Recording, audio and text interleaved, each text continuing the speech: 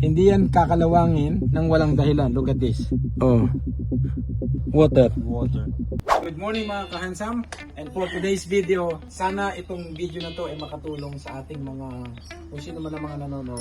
Kung kayo po ay bumibili ng sasakyan, lalo na kung second hand, tingnan nyo to, napakaganda. Wala kayong makikitang problema. Wala. Diba? Wala kayong makikitang problema dyan. Dapat dadalhin po ninyo sa isang mapagkakatiwalaang mekaniko. You have to bring the car to a trusted mechanic before you pay the car. I'll share you what happened to this car. The owner of this car ay babae. She's a lady. And she spent all her savings up to the last cent, 8,000 plus. She bought this car.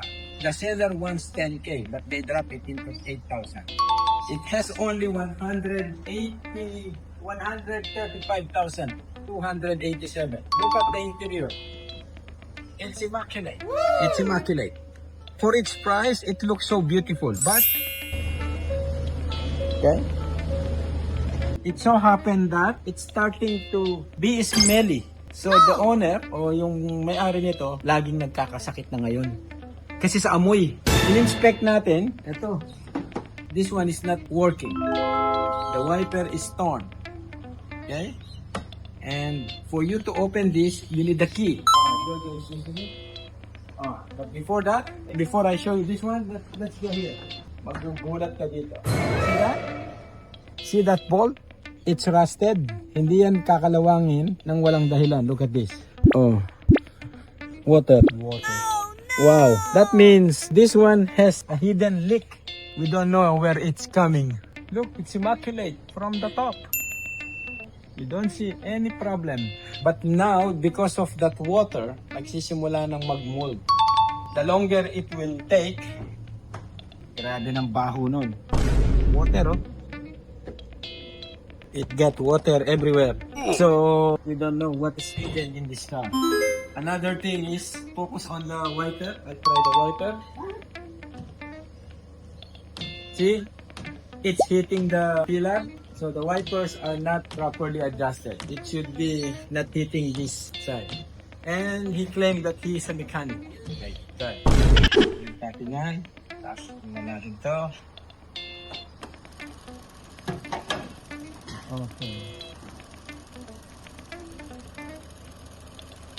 So, bago to. Pero nagkaroon na ng leak ito dito before. Yan o, nagkaroon ng leak kaya nila pinalitan. Hindi pa nakasara. So, malalaman natin to, yung dadalhin natin sa hole. Stars niya is close to limit. Isa sa mga hidden na problema ng sasakyan na to, sila, hindi kayang mag-communicate doon. Hindi kaya mag-communicate. So, ibig sabihin, nag-short na yung kanyang body control module dahil din sa bahan din. At according to the owner, yung alarm niya keeps going every night. Ang sabi daw ng mekaniko, kasi pinark mo nang naka-slant. Hindi po totoo yun. Another thing is, they brought the car to the mechanic back 3 times, still not able to fix it.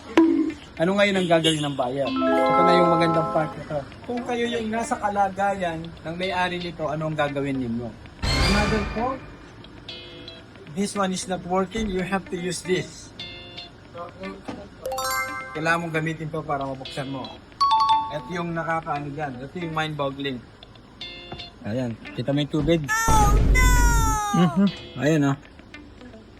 Oh. Kita mo yung tubig, oh. Ito yung malupit dyan, oh. Isipin mo yan. Mold. Ayan yung mold, oh. Umakyat na dyan, oh. Ibig sabihin, na-shorted na lahat ng mga body control module niya. Ang tubig niya, lumabot hanggang dun. Itinago ng seller yung defect na to sa buyer. Oh, no! At yung mga ilaw niya sa cluster, on and off, on and off. Swerte nung may-ari kasi binayaran niya yung company. Pero kung ito individual, goodbye na kayo. Goodbye na. Ngayon, ang maganda dito, binayaran ng may-ari sa company. Kung mapapatunayan natin na legitimate yung company, meron siyang ABN, pwede natin ngayon i-take ito sa fair trading or sa NCAT. Kukuha lang kayo ng report ng mechanic, tsaka yung findings namin, evidences, picture, tapos dalhin mo sa NCAT, i-demanda mo ngayon yung binilan mo. So, meron tayong tinatawag na statutory warranty para sa mga second hand car. Pero dapat mag-research pa tayo dito. Ang gusto ko lang mangyari sa mga bumibili ng sasakyan, bago kayo bumili, dali nyo sa mekaniko. Huwag kayong magdadala sa mekaniko after na binili nyo. Kasi pag binili nyo na yan, inyo na yan.